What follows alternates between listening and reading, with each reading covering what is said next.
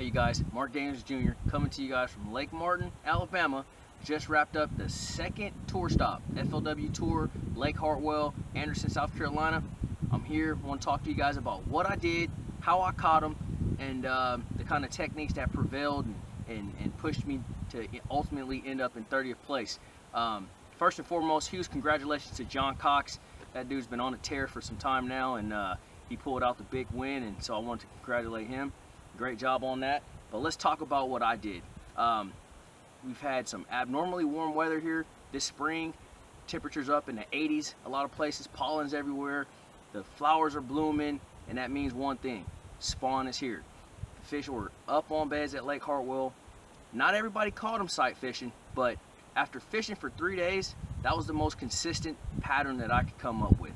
So what I did was I opted to fish down towards the dam, which is a little clearer, deeper part of the lake, a lot more visibility, utilizing my Costa Del Mar glasses to be able to see these beds. I can't stress to you guys how much an important lens is when it comes to sight fishing, and these Costa Del Mar 580 glass lenses are top notch.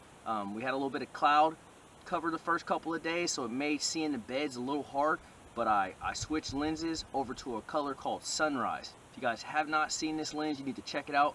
They make a lens called Sunrise, and it really draws in all the light. Even in those low light conditions and cloudy, overcast days, you can still spot out those beds and get a cast on those fish and catch them. So let's talk about what I did. Day one, I was starting off every morning.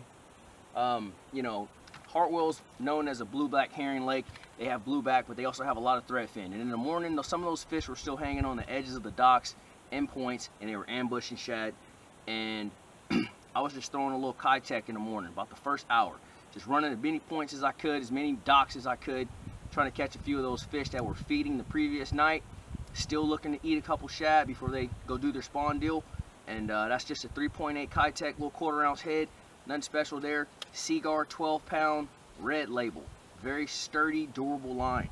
I'm throwing that on a 7-foot Kistler. This is actually his jerk bait rod. It's the jerk, crank, and twitch rod. I like this rod a lot because it has a really fast tip, but it has enough muscle to still pull those big ones from underneath docks and out of cover. But it has a nice fast tip and a nice parabolic bend, so as soon as I get that strike, I can get a quick hook set on them and get them in the boat. Throwing that on a 6.2 to 1 Shimano Corrado.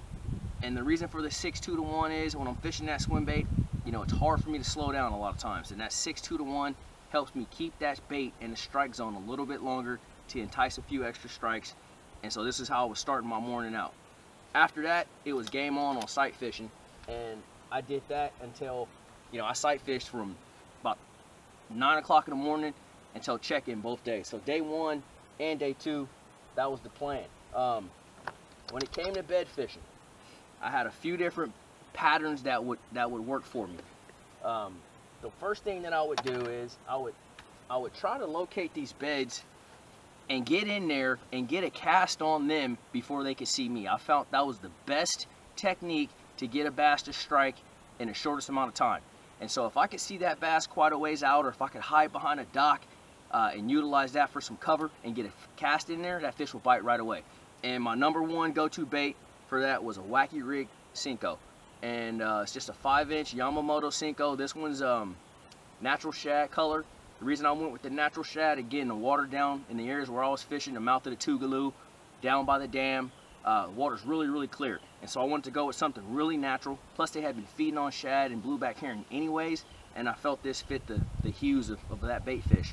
And so if I could see them before they saw me, nice long cast, with a 5-inch Cinco, I could almost get them to bite just about every time.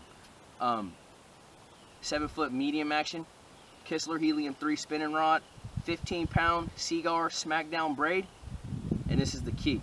Super light line, Seaguar Tatsu. I can't stress to you guys how much in the clear water situations, you really don't want to cut yourself short on using the Tatsu, especially when you're trying to do a finesse application. It's my #1 line that I like to use in clear water situations. On the reaction baits, like the swim baits and jerk baits and things along those lines, I don't feel as it matters as much. But when it comes to a finesse style presentation, Tatsu's the way to go. And so that was my setup. If I could see them before they saw me, get right in. A lot of times, unfortunately, you're coming in a 20-foot bass boat, you got colors flying all over the place. They're gonna see you just as soon as you see them. And at that point, you kind of got to play the game. And you know, a lot of times the bucks would swim off and they do the circle, big circle, and swing back around. You know, and that let me know that's a catchable fish. And so power pole down, nice and quiet and stealthy in that area, and I wait for them to come back and get comfortable. And at that point, I would start to work them on the bed and agitate the males. And the first bait I would pitch in there would be a Zoom speed crawl, white in color, so I can visually see it. But what's funny about this bait and this particular color is I could never really get them to eat the white really good. Pisses them off, great. Pisses them off, which is what you need to do in order to agitate that fish into biting. But it seemed that I couldn't catch them that well on the white speed crawl. So I would flip this bait in there 5 to 30 to 40 times. Every fish is different, to get them going, get them agitated. And then as soon as I got him worked up and I felt like he was catchable, almost every time I would immediately put that rod down, switch up, and I would pick up a Missile Baits Baby D-Bomb. I love this little bait for multiple reasons, and this is one of the reasons and applications that I really like this bait. Small profile, not a ton of appendages coming off of this bait, yet it still has a lot of good quality and action off these two little front flappers. And when you pitch this in on a bed, again, it's really small and compact. It doesn't take a lot for them to suck this whole thing up. And you don't, you know, that's key. You don't want to put a big old, you know, a brush hog or something like that in there on a bed fish. He's going to bite the tails off and you're going to miss that fish 30, 40 times. With the Baby D-Bomb, when I would get that fish worked up, I pitched this bait in there, boom, gone. She got it. And there you have it. I've thrown this on a 3/0 flipping hook. I like this for bed fish because it's a nice stout hook. You get a big female to bite you, you can put this 3/0 flipping hook in her and not worry about her getting off. I'm throwing this on 17-pound Invisex, a little bit heavier line, short range, a lot of impact on the hook set. So I want to be prepared for that and not break fish off. And I'm actually snelling that as if I would if I was regular flipping or punching. I like to snell it, even though it's fluorocarbon, I'll still snell it on that short little nip. That hook kicks up right in the roof of that fish's mouth, and a lot of times get them caught and in the boat. 7'4" Kistler Helium 3, medium heavy action. Again, 17-pound Seaguar Invisex line, high speed ratio on the reel. Shimano Chronarch CI4, and this was my bread and butter. This is what I landed 8 of the 10 bass that I weighed in over the course of 2 days on, with that 1-2 punch. Work them up with the white speed crawl, get them agitated and antsy. First flip with the Missile Baits Baby D-Bomb in the boat. And so that was pretty much what I did, you know. I was fortunate on the second day. I just started running new pockets, areas I never even been to, down at the mouth of the Tugelo. Just running in these pockets. Again, I cannot stress to you guys, these Costa del Mar lenses, it was everything for me. Because if I could not see these fish, I wouldn't have caught them, and there's no way I would have jumped from 75th place all the way to 30th without being able to see the bass. And so I alternated lenses. When the sun was high, I would wear these right here, which are the Cat K frames, copper lens, green mirror, which are great for high sun conditions like we have today, but in low light conditions.